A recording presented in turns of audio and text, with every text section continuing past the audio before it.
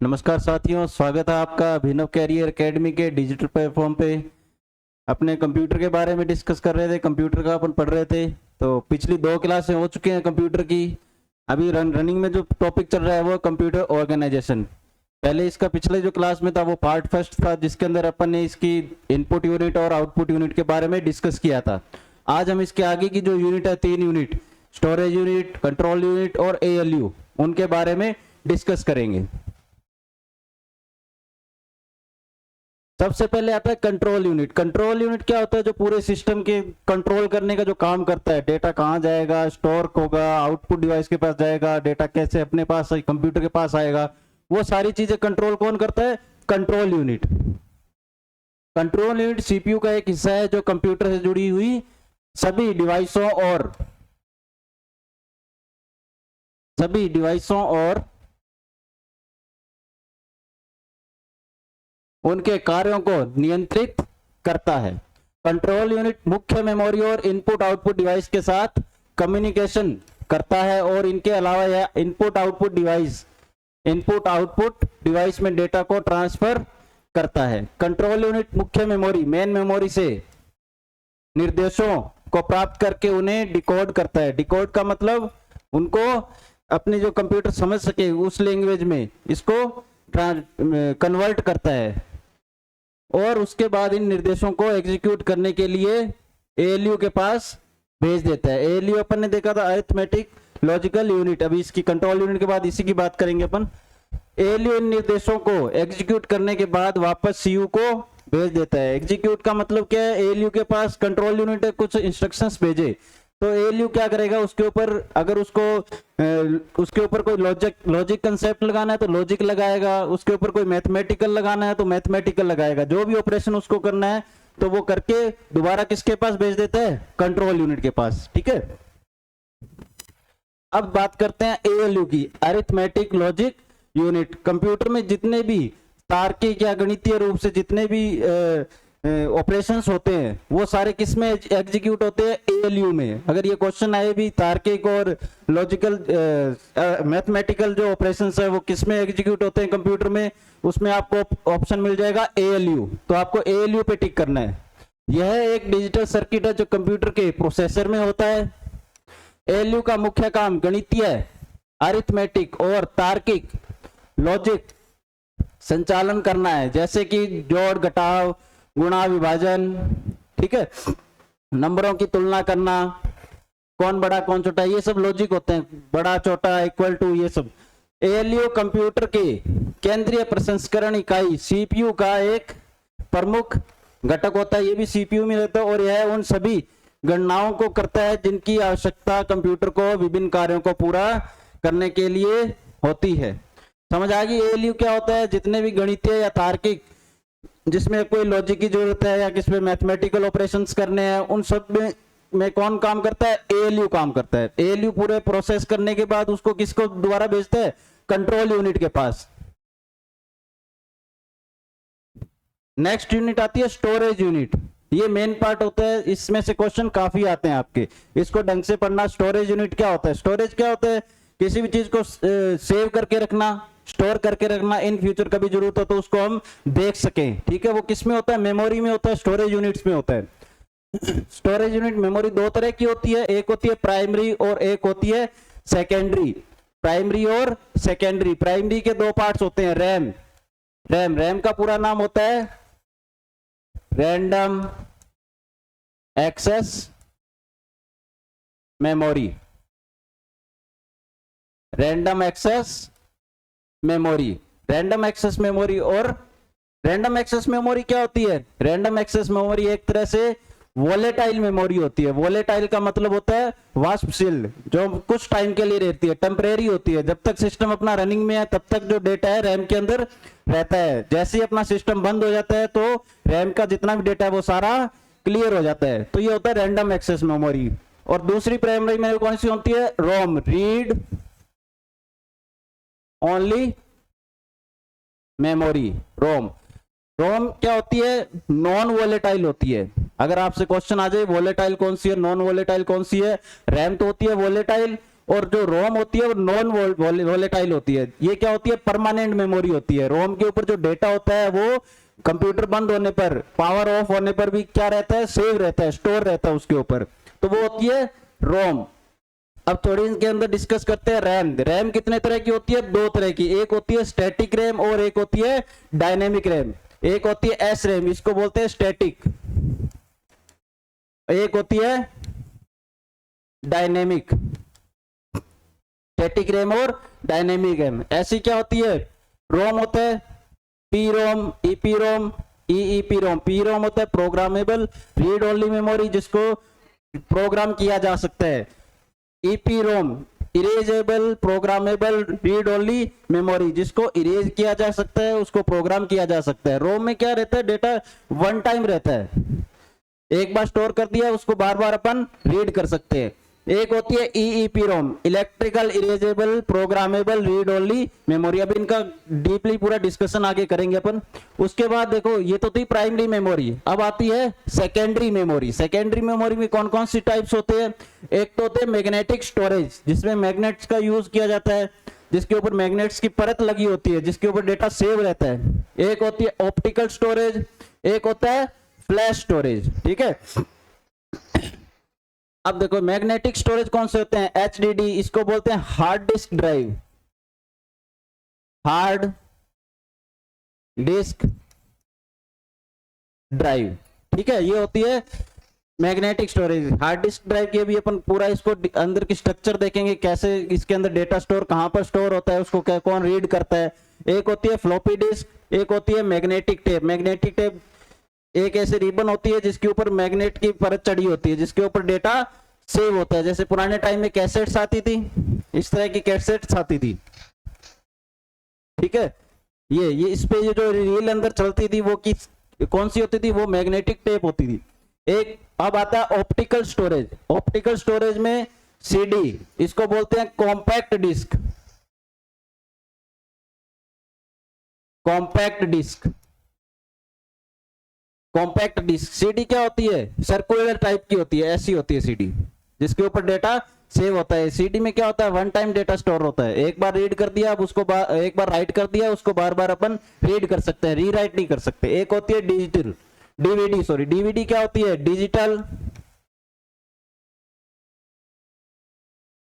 Digital versatile, या ये आपको वीडियो भी मिल जाएगा, डिजिटल वीडियो डिस्क। सीडी का अपर वर्जन होता है डीवीडी, डीवीडी पे भी डेटा स्टोर होता है, ये रीराइटेबल होती है। उसके बाद आती है फ्लैश स्टोरेज। फ्लैश स्टोरेज में कौन आता है, पेन ड्राइव आता है, आप जानते हो पेन ड्राइव देखी हुई है सबकी। मेमोरी कार्ड आता है जो मोबाइलों में डलता है, मेमोरी कार्ड होता है, ठीक है। पेन ड्राइव को और क्या बोलते हैं, थंब स्टोरेज भी बोलते हैं। ये क्वेश्चन आया हुआ है, thumb storage device. Thumb storage device कौन सा है, क्वेश्चन आया हुआ है, उसके अंदर आपको ऑप्शन मिलेगा पेन ड्राइव। निम्न में से थंब स्टोरेज डिवाइस किसको बोला जाता है, तो उसमें आपको जो टिक करना है वो आपको करना है पेन ड्राइव। एक मेमोरी कार्ड, या आप सबको जानते हैं मेमोरी कार्ड कैसा होता है, मोबाइल में डलते हैं। नेक्स्ट देखते हैं प्राइमरी मेमोरी। प्राइमरी मेमोरी क्या होती है, प्राइमरी मेमोरी में मौजूद डेटा को तेज गति के साथ एक्सेस किया जाता है। समझ आया, प्राइमरी मेमोरी और सेकेंडरी मेमोरी में स्पीड किसकी ज्यादा होती है, हमेशा प्राइमरी मेमोरी की होती है। कैश मेमोरी के बाद प्राइमरी मेमोरी की ही स्पीड सबसे ज्यादा होती है। देखो भाई, अगर स्पीड की बात करें, क्वेश्चन आ जाए भी निम्न में से सबसे ज्यादा स्पीड किस मेमोरी की होती है, तो सर ये आप याद रखना, कैश मेमोरी, इसकी स्पीड सबसे ज्यादा होती है। फिर प्राइमरी मेमोरी,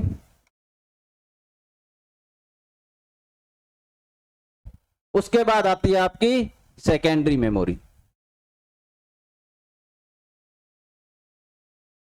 ये सीक्वेंस आपको याद रखना है। सबसे ज्यादा स्पीड किस मेमोरी की होती है, फास्ट एक्सेस किस मेमोरी में डेटा को फास्टली एक्सेस कर सकते हैं अपन, वो है कैश मेमोरी। अगर आपको कैश मेमोरी ऑप्शन में नहीं मिलता है, प्राइमरी मेमोरी मिलता है, तो प्राइमरी मेमोरी आएगा। नेक्स्ट देखो, इसका इस्तेमाल कंप्यूटर को ऑन करने और प्रोग्राम को रन करने के लिए किया जाता है। कंप्यूटर को ऑन करना, जो ऑन करने वाली प्रोसेस होती है कंप्यूटर, उसको अपने क्या बोलते हैं, जो कंप्यूटर को ऑन करने वाली प्रोसेस होती है उसको अपन क्या बोलते हैं, बूटिंग। बूटिंग प्रोसेस ये क्या होती है, कंप्यूटर को ऑन करना जो प्रोसेस है उसके अंदर कंप्यूटर ऑन, जो कंप्यूटर ऑन होता है उसके अंदर प्राइमरी मेमोरी से जितना भी डेटा है वो उसको एक्सेस करता है। रैम जो बूटिंग प्रोसेस का जो कोड होता है, डेटा जो होता है वो किस में होता है, रोम के अंदर होता है, रीड ओनली मेमोरी के अंदर होता है। जो कंप्यूटर स्टार्ट होने की प्रोसेस को क्या बोलते हैं, बूटिंग। याद रखना इस क्वेश्चन को, कंप्यूटर को स्टार्ट होने की प्रोसेस को क्या बोलते हैं, बूटिंग। बूटिंग को एक और नाम से जाना जाता है, इसको क्या बोलते हैं, बूटिंग को एक और नाम से जाना जाता है जिसको अपन बोलते हैं power on self test. Short में इसको क्या बोल देते हैं, पोस्ट। किसका नाम है ये, बूटिंग का। बूटिंग को और किस नाम से जानते हैं अपन, power on self test, POST नाम से।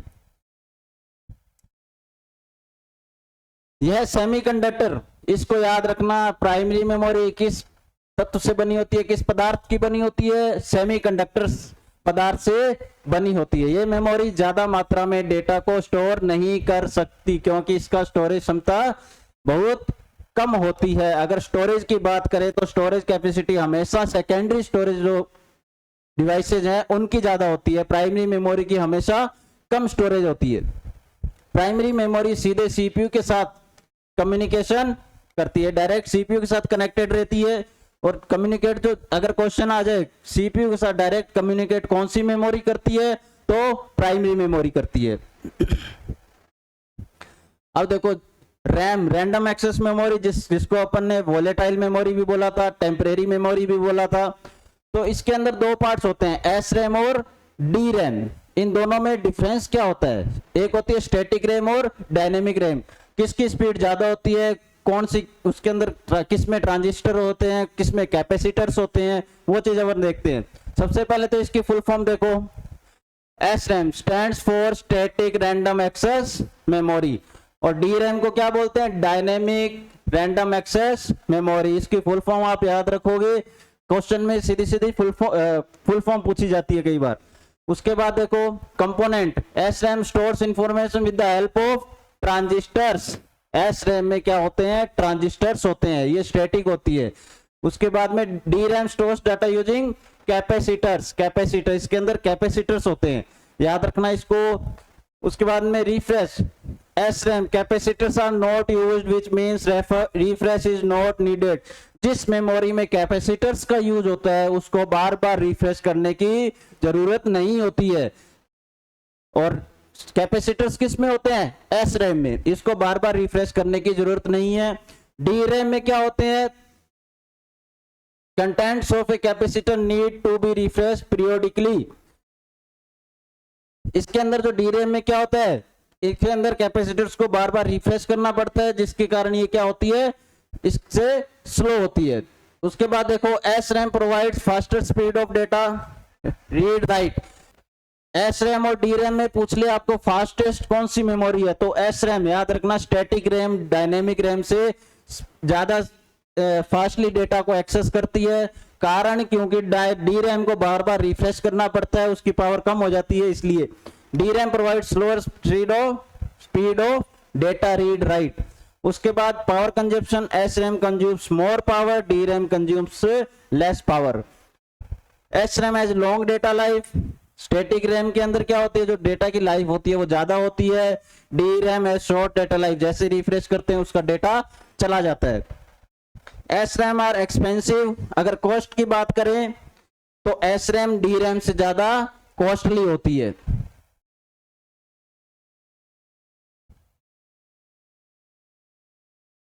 एक डी रैम का एक और पार्ट होता है S D RAM. S D RAM जिसको अपन क्या बोलते हैं, यहां पर लिख देता हूं, सिंक्रोनस डी रैम। नाम याद रखना, ये डी रैम से भी फास्ट होती है, synchronous D RAM. Full form आ जाती है सीधी सीधी इसकी। अब बात करते हैं रोम की। रैम की अभी बात की है, रैंडम एक्सेस मेमोरी, जो वोलेटाइल टाइप की होती है, टेम्परेरी होती है। रोम क्या होती है? नॉन वोलेटाइल होती है, परमानेंट होती है, read only memory. Booting process के जितने भी कोड होता है, जितने भी इंस्ट्रक्शंस होते हैं, वो किस में होते हैं? रोम में होते हैं। अब देखो, there are 3 types of Rome.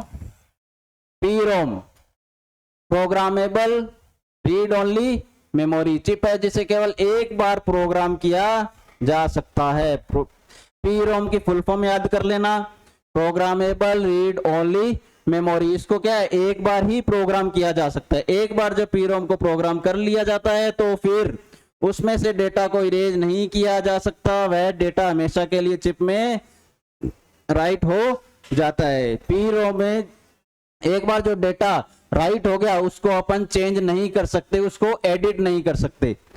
Next देखते हैं। उसके बाद आती है EPROM, erasable programmable read only memory.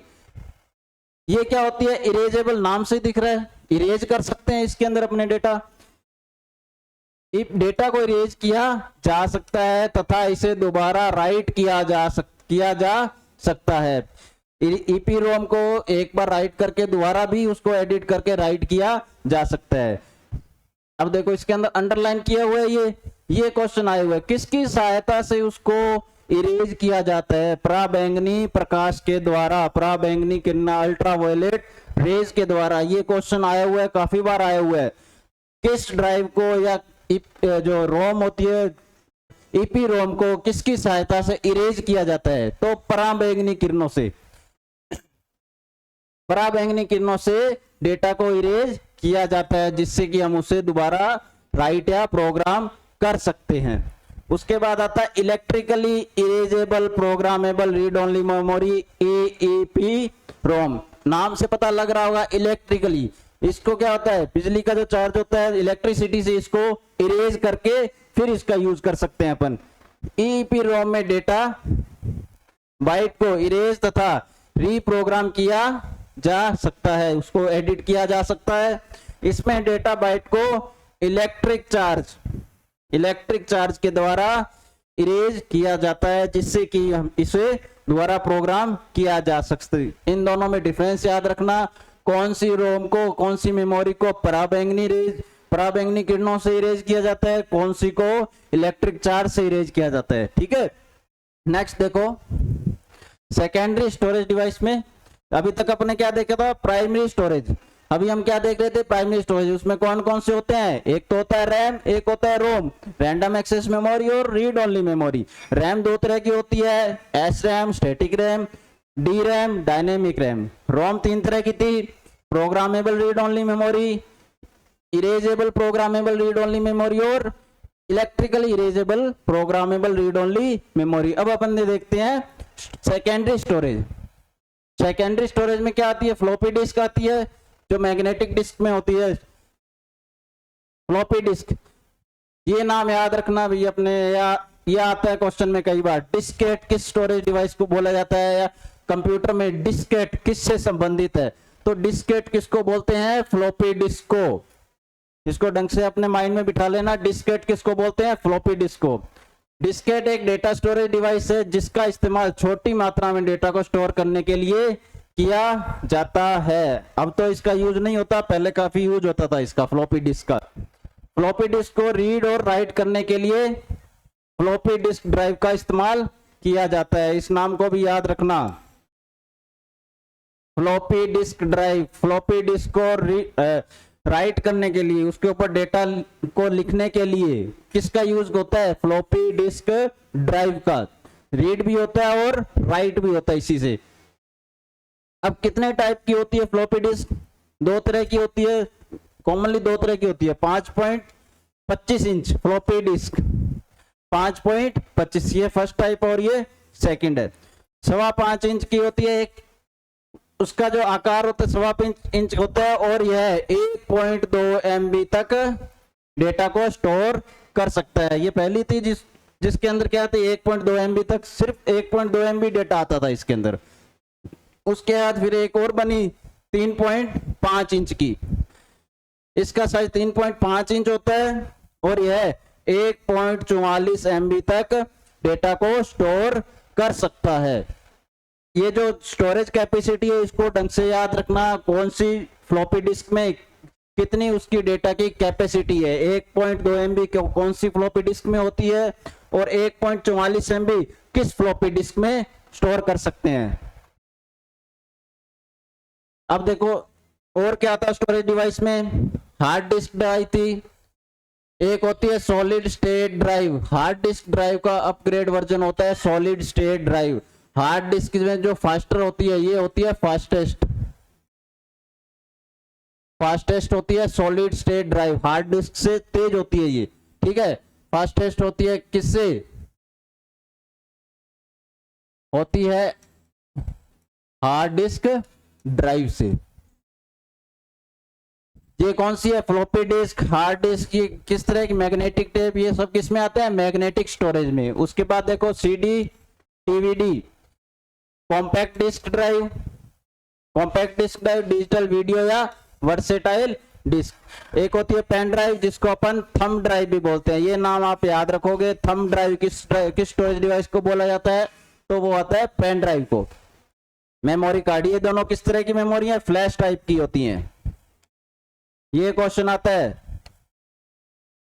निम्न में से कौन सा फ्लैश स्टोरेज डिवाइस है या कौन सा मैग्नेटिक स्टोरेज डिवाइस है, इसको आपने याद रखेंगे।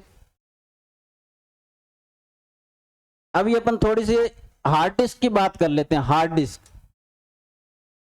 डिस्क ड्राइव, इंटरनल स्ट्रक्चर देखते हैं इसको थोड़ा सा, कहां पर डेटा स्टोर होता है, इसमें से क्वेश्चन आ जाता है। हार्ड डिस्क में क्या होता है, ट्रैक बने होते हैं इस तरह के, इस तरह से ट्रैक होते हैं, ये ट्रैक होते हैं, इनको क्या बोलते हैं, ट्रैक बोलते हैं। ये है ट्रैक्स। और इसके अंदर ये जो ट्रैक है, ट्रैक के अंदर क्या होते हैं, सेक्टर्स होते हैं, सेक्टर। ये जो बने हैं इनको क्या बोलते हैं, सेक्टर्स। ये क्या होते हैं, सेक्टर। ये क्या है, ट्रैक है, ये सेक्टर है। डेटा कहां स्टोर होता है, सेक्टर्स पे स्टोर होता है। क्वेश्चन आ जाए हार्ड डिस्क में डेटा कहां स्टोर होता है, तो ऑप्शन उसमें ट्रैक भी मिलेगा आपको, सेक्टर्स भी मिलेगा। तो आपको क्या करना है, सेक्टर्स, डेटा कहां स्टोर होता है, सेक्टर्स में। सेक्टर्स में डेटा स्टोर, डेटा स्टोरेज किस में होता है, सेक्टर्स में। और इसमें एक चीज और होती है, इस तरह से क्या होता है, एक रीड राइट हेड होता है।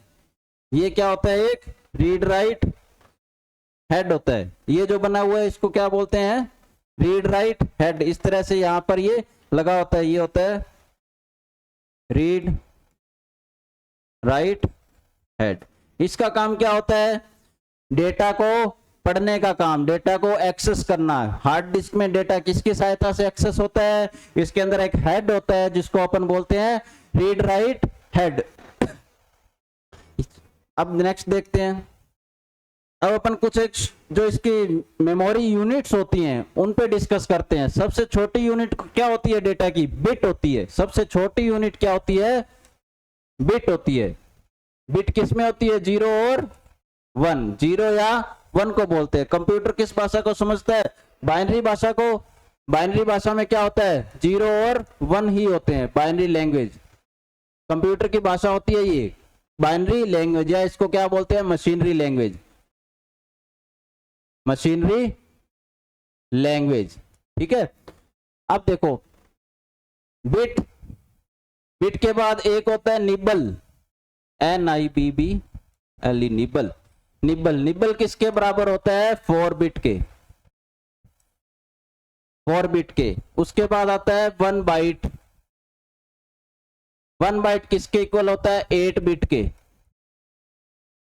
ये जो निबल वाला क्वेश्चन है ये आया हुआ है भाई, निबल वाला जो क्वेश्चन है ये काफी बार आया है। एक निबल कितने बिट के बराबर होता है, या उसके अंदर आपको बाइट भी मिल जाएगा, 1/2। उसके बाद देखो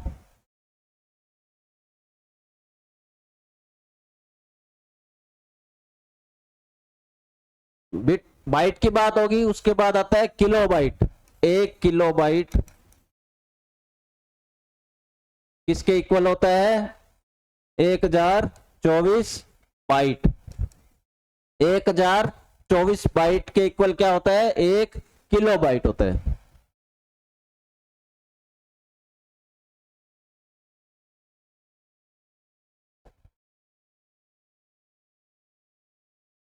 एक 1024 बाइट, या इसको ओपन में बोले 2 की पावर 10 बाइट। उसके बाद 1 मेगाबाइट, मेगाबाइट 1024 केबी, किलो बाइट के इक्वल, ये 2 की पावर 20 बाइट होता है। 1 गीगाबाइट, 1 गीगाबाइट किसके इक्वल होता है, 1024 MB मेगाबाइट के इक्वल, 2 की पावर 30 बाइट। उसके बाद kilobyte, megabyte, gigabyte, terabyte, 1 terabyte, 1 terabyte किसके इक्वल होता है, 1024 गीगाबाइट जीबी के इक्वल होता है। इसको अपने बोलेंगे 2 की पावर 40 बाइट। यहां तक होती है इसकी स्टोरेज कैपेसिटी, आगे भी होती है वो भी लिखवाऊंगा, एक बार इस पे डिस्कस करें थोड़ा सा। तो इसमें क्वेश्चन कैसा आता है, 1 किलोबाइट कितने बाइट के इक्वल होता है, ऐसा क्वेश्चन आ जाएगा। एक इसके अंदर ऑप्शन आपको घुमा के दे देता है, कई बार तो ये दे देता है सीधा सीधा 1024 बाइट होता है, या 1 MB 1024 KB के इक्वल होता है, या फिर वो क्या कर देता है, 2 इस फॉर्म में दे देता है, इस फॉर्म में दे देता है। तो इस फॉर्म में दे दे तो आपको याद रखना है 2 की पावर 10 बाइट किसके इक्वल होता है, 1 किलो बाइट के। 2 की पावर 20 बाइट किसके इक्वल होता है, 1 मेगाबाइट के। उसके बाद आता है, आपको यहां तक तो याद रखना ही रखना है, ये जो चीज है यहां तक आपको याद रखनी है। इसके बाद अगर याद रख पाओ तो इसको भी याद रख लेना, आगे और लिखवा देता हूं इसकी। 1 पेटाबाइट, 1024 टेराबाइट, 1 एक्साबाइट, 1024 पेटाबाइट। उसके बाद 1 पेटाबाइट,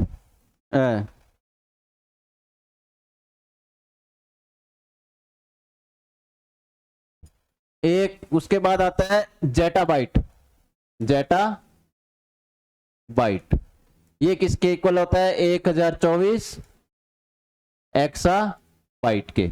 उसके बाद 1 योटाबाइट,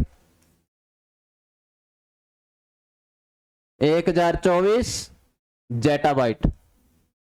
उसके बाद brontobyte,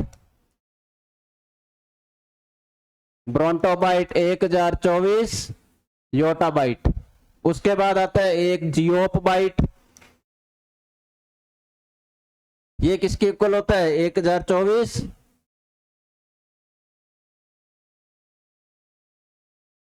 1024 brontobyte, brontobyte.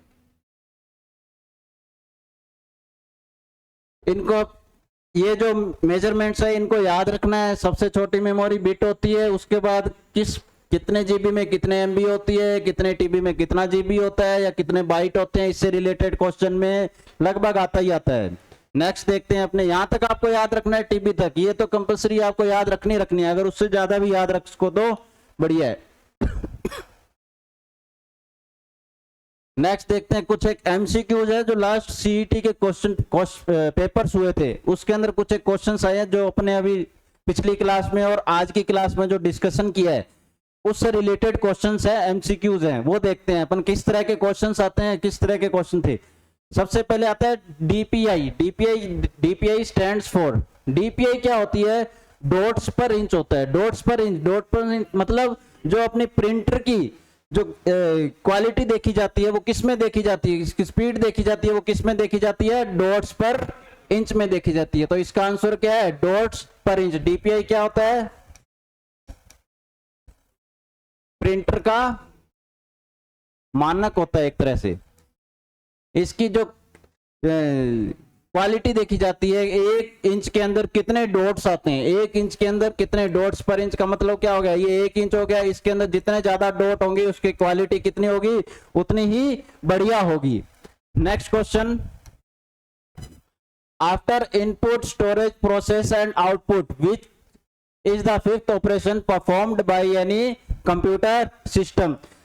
Computer organisation जब अपन ने स्टार्ट किया था तो उसके अंदर स्टार्टिंग में अपन ने बात की थी कि कंप्यूटर के मेनली 5 पार्ट्स होते हैं, input unit, output unit, storage unit, ALU, control unit. तो इसमें क्या 4 तो इसने दे दिए, इनपुट दे दिया, स्टोरेज, प्रोसेस, आउटपुट दे दिया, बचा कौन, कंट्रोल। तो 5वां कौन सा होता है इसका, कंट्रोल। नेक्स्ट देखो, when a computer is switch on the booting process performs, booting process, जो कंप्यूटर ऑन होने की प्रोसेस उसको क्या बोलते हैं, बूटिंग प्रोसेस, बूटिंग प्रोसेस। तो क्या पूछ रहा है, द बूटिंग प्रोसेस परफॉर्म्स क्या करता है ये, reliability test, correct function test, integrity test या पावर ऑन सेल्फ टेस्ट। ये आज ही अपन ने बात की थी, क्या करता है ये, power on self test, booting और क्या बोलते हैं, पावर ऑन सेल्फ टेस्ट। इसको शॉर्ट में क्या बोला जाता है, पोस्ट। इसकी फुल फॉर्म भी याद रखोगे, पोस्ट की फुल फॉर्म भी आ सकती है, पोस्ट को और क्या बोला जाता है, power on self test. Next, which of the following devices has a cylindrical drum called a photo receptor. Photo receptor ये किस में आता है, फोटो रिसेप्टर किस में होता है, आउटपुट डिवाइस में। अपन ने क्या देखा था, लेजर प्रिंटर्स देखे थे। कीबोर्ड क्या होता है, कीबोर्ड क्या है, ये है input device, input device. Joystick क्या है, ये भी क्या है, इनपुट डिवाइस। प्लॉटर क्या होता है, आउटपुट डिवाइस। प्रिंटर क्या होता है, ये भी आउटपुट डिवाइस होता है। तो ये क्वेश्चन में क्या पूछ रहा है, ऐसी कौन सी डिवाइस है जिसके अंदर सिलेंड्रिकल ड्रम, जिसको क्या बोलते हैं, फोटो रिसेप्टर, वो किस में होता है, वो होता है लेजर प्रिंटर में, लेजर प्रिंटर में। नेक्स्ट देखते हैं, SDRAM स्टैंड्स फॉर, ये देखो मैं बार बार आपको बोलता हूं, जितनी भी फुल फॉर्म्स होती है, जितनी भी अपने फुल फॉर्म क्लास के अंदर लिखते हैं या आपको PDF में मिलेगी, उन सब फुल फॉर्म्स को आप साथ के साथ याद करते चलना। फुल फॉर्म का सीधा सीधा क्वेश्चन आता है। SDRAM स्टैंड्स फॉर, SDRAM अभी अपन ने बात की थी, सिंक्रोनस डायनेमिक रैम। DRAM का पार्ट होता है synchronous dynamic RAM. Next, a computer device mainly used to provide hard copy. जब अपन ने आउटपुट डिवाइस और इनपुट डिवाइस में बात कर रहे थे तो उसके अंदर अपन ने सॉफ्ट कॉपी और हार्ड कॉपी की बात की थी। सॉफ्ट कॉपी क्या होती है, हार्ड कॉपी क्या होती है, कौन सी डिवाइस होती है जो सॉफ्ट कॉपी को हार्ड कॉपी बनाती है और हार्ड कॉपी को सॉफ्ट कॉपी बनाती है। तो वही क्वेश्चन यहां पर पूछा गया था, a computer device mainly used to provide hard copy. Hard copy कौन देता है, हार्ड कॉपी कौन देता है, प्रिंटर देता है ना, हार्ड कॉपी प्रिंटर देता है। सॉफ्ट कॉपी अपने को कौन प्रोवाइड करता है, ये किसके लिए होता है, सॉफ्ट कॉपी के लिए। हार्ड कॉपी से सॉफ्ट कॉपी कौन बनाता है, स्कैनर बनाता है, और सॉफ्ट कॉपी से हार्ड कॉपी कौन बनाता है, प्रिंटर बनाता है। CRT की फुल फॉर्म क्या लिखवाई थी, cathode ray tube. Cathode ray, इसका पूरा नाम क्या था, कैथोड रे। किस में पढ़ा था ये अपने, ये हमने पढ़ा था, कैथोड रे ट्यूब पढ़ा था मॉनिटर में। इनपुट डिवाइस में जब अपने मॉनिटर पढ़ रहे थे उसमें था कैथोड रे ट्यूब। ये card reader, scanner, printer. Next देखो, ठीक है, ये कुछ क्वेश्चंस थे जो लास्ट ईयर के एग्जाम्स में CET में आए हुए थे, अपने टॉपिक से रिलेटेड डिस्कस किए हैं। ठीक है, तो आज की क्लास में इतना ही, नेक्स्ट क्लास में अपने नेक्स्ट टॉपिक के साथ मिलेंगे। ठीक है, थैंक यू।